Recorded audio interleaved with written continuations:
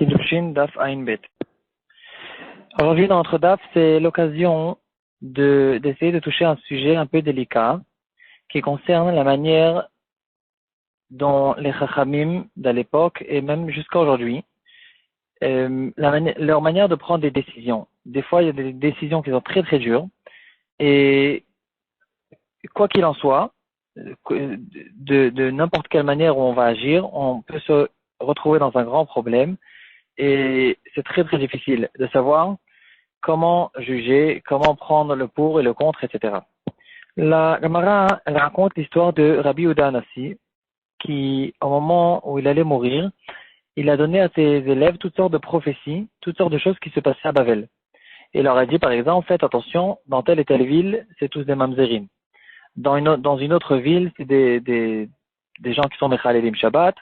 Et donc, faites attention à ceci, faites attention à cela. Et donc, on voit ici vraiment un grand moment de la vie de Rabbi, un moment où il est niftar, où il donne à ses élèves certains conseils et la prophétie qui était très claire dans sa bouche. Une des choses que Rabbi il a dit à ses élèves ce jour-là, il leur a dit, regardez dans la ville une certaine ville qui se trouvait à Bavel, qui s'appelle Birata de Satya. En fait, ça devait pas vraiment le nom de cette ville. Littéralement veut dire la ville des gens qui ont été détournés. En tout cas, dans cette ville qui se trouvait à Bavel, il raconte l'histoire des gens de la ville qui ont fait un chilul Shabbat, ils ont pêché des poissons pendant Shabbat, et Rav Achi, il les a mis en idouille, et à cause de ça, ça les a écartés au fait de la Yahadout, et ils ont délaissé complètement tout le judaïsme, ils se sont tous convertis, une ville entière à Bavel, une histoire tragédique, et Rabbi Yehuda Hanassi racontait cette histoire à leurs élèves. La question c'est qu'est-ce qu'il voulait dire par cette histoire? On dirait que Rabbi Yehuda Hanassi, au fait, il était pour. Il disait, regardez ce qui s'est passé là-bas, et on voit ici en tout cas que Rav Achi, un des grands Tanaïm, il a pris une décision qui était très très difficile. Il savait que maintenant, quand il va faire cette action de les mettre tous en idouille, il est en train d'essayer de sauver le Shabbat, mais en chemin, il est en train de perdre la majorité de la ville, qui vont carrément se convertir et délaisser complètement tout le judaïsme. Donc ici, la question elle est très très difficile. Qu'est-ce qu'on fait avec une personne qui fait des avérotes et que la halakha nous demande de le mettre en idouille pour le remettre en place? Et ce qui va se passer, c'est que c'est pas ce qu'on peut penser et ce qui va se passer en fonction de ce qu'on connaît cette personne. C'est pas que ça va le remettre en place, mais au contraire, ça va lui causer de délaisser tout le judaïsme et de partir complètement. Est-ce que quand même on le met en idouille, ou bien dans ce cas-là on ne le met pas en idouille? Est-ce qu'on prend compte de cette personne, ou bien on prend compte peut-être des autres personnes qui vont voir que on n'a pas peur on a peur de rien et que quand il faut mettre une personne en idouille, on le met en idouille et c'est au moins ça peut sauver d'autres personnes. C'est des questions qui arrivent dans toutes les générations devant les rabbanim, sous toutes sortes de formes et les décisions elles changent, elles dépendent au fait du cas, elles dépendent des gens, des personnes et les décisions bien sûr on peut comprendre qu'elles sont très très difficiles. Qu'est-ce qu'on fait par exemple? Il y a 100 ans, quand en Europe, les moments ils étaient très difficiles entre les deux guerres, beaucoup de familles se décomposaient complètement, les enfants ils devenaient frails, et ils ont décidé par exemple de faire monter un groupe qui s'appelle Agudat Israël, qui existe jusqu'à aujourd'hui.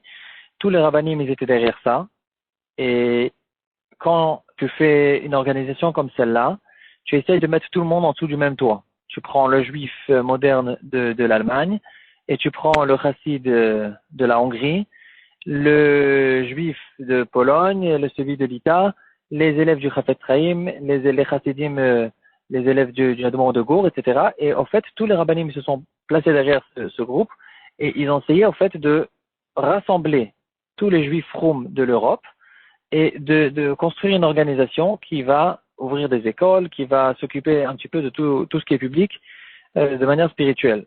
Point de vue spirituel, dans tout ce genre de gens, et en fait, ici, il n'y avait pratiquement rien à perdre, la vérité, d'un côté, mais d'un autre côté, tu peux faire descendre certaines personnes euh, s'ils étaient un genre de Keïla, par exemple en Hongrie, c'était des Talmidim du Khatam Sofer. On va voir plus tard, tout de suite on va voir le Khatam Sofer, qui lui était d'avis de se séparer complètement de tous les néologues, les réformistes et même toutes sortes de gens qui étaient entre l'orthodoxe et le réformiste.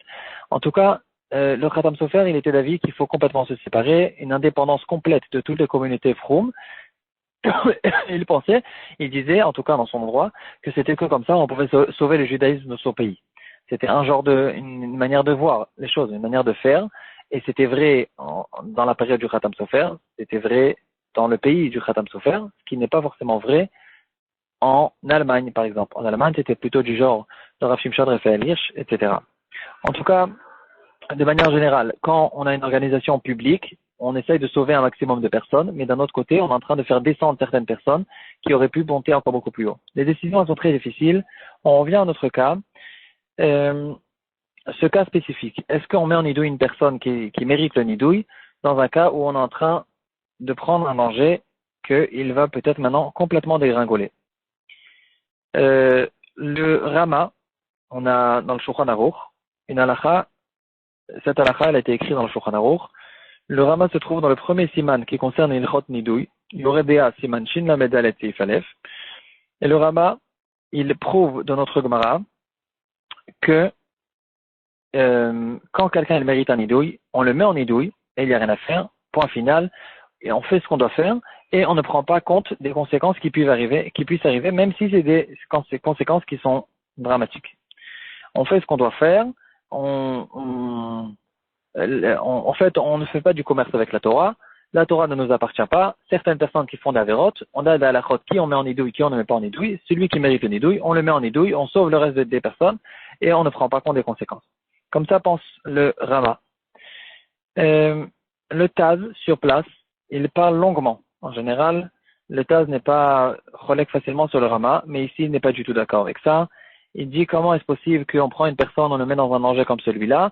D'après ce qu'on le connaît, on sait qu'il va dégringoler.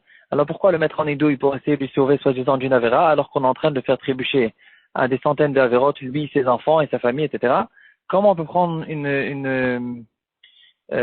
comment on peut prendre une décision comme celle-là? C'est impossible. Il ramène des preuves.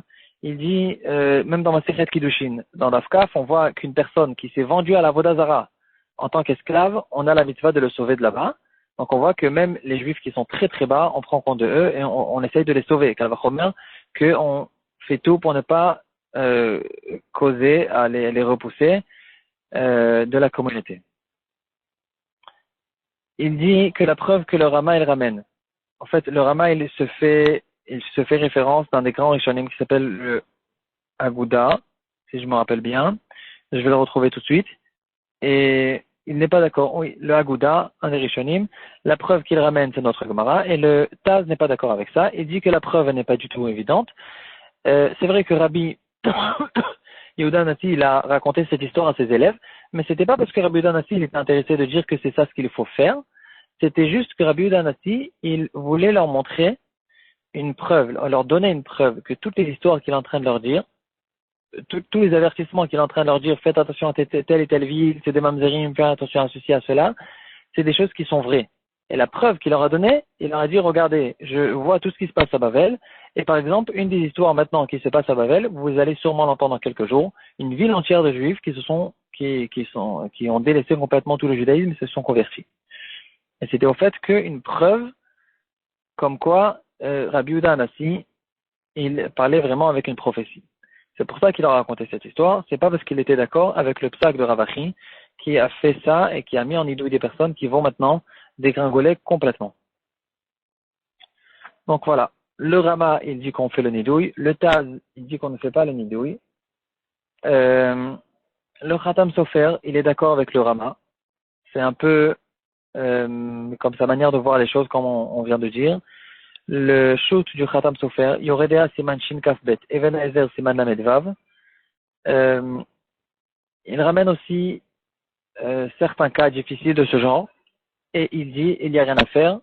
les rabbanim, ils doivent faire la barrière ils doivent faire monter les murailles pour protéger le judaïsme.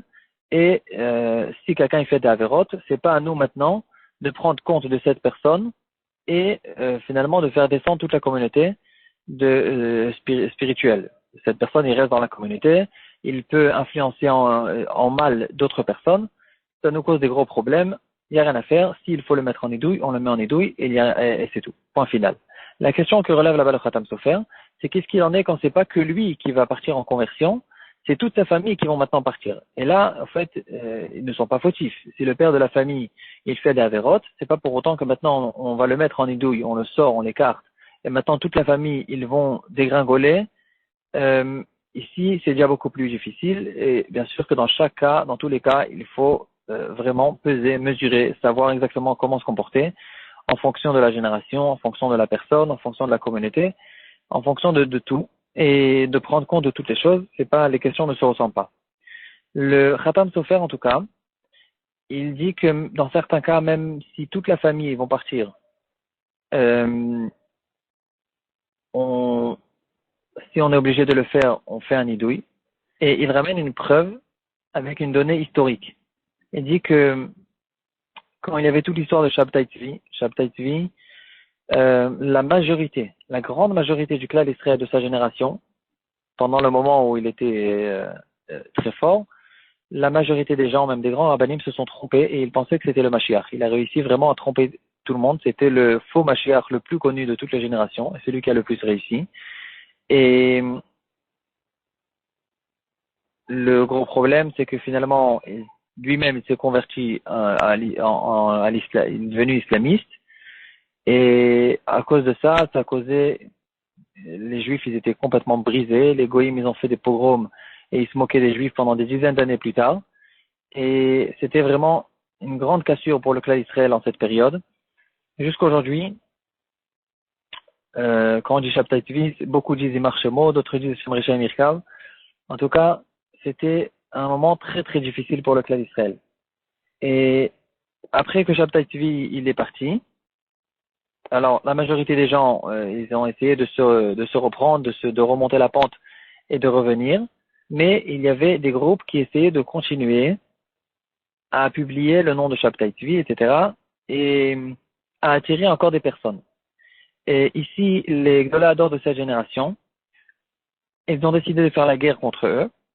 Et bien sûr, comme dans toutes les générations, une des armes les plus fortes qu'avaient les rabbanim pour redresser les gens, c'était le nidouille. Le nidouille, c'est quelque chose qui existe depuis toutes les générations. Ça marchait très très bien. Une fois, j'ai vu un livre de toutes sortes de takanot qu'il y avait au Maroc. Plein de takanot, un livre entier.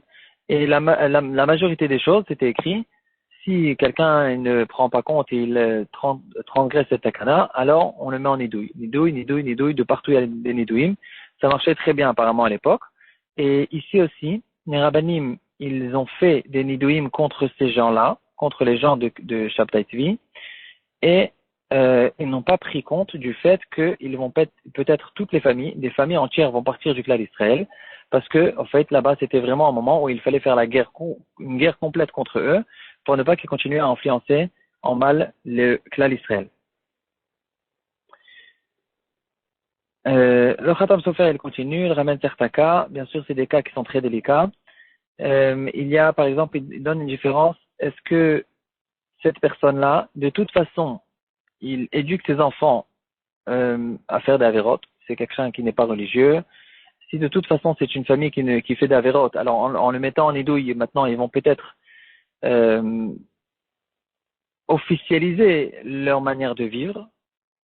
Alors dans ce cas-là, on le met plus facilement en idouille que dans un cas où vraiment pour l'instant ils se comportent encore bien. Leur manière de vivre de manière générale, elle est dans la Torah et les mitzvot, et que quand maintenant on va le mettre en idouille, on va le repousser complètement du clan d'Israël. Ici, bien sûr, c'est déjà beaucoup plus difficile, surtout en prenant compte du fait qu'il y a une famille entière ici qui va partir. Et donc, les décisions, encore une fois, sont très difficiles et il faut savoir exactement comment se comporter dans tous les cas. Ce qu'on peut dire, merci, que c'est pas nous, les grands rabbanim, qui ont besoin de prendre des décisions comme celle-là. Et d'avoir des autorités tellement grandes.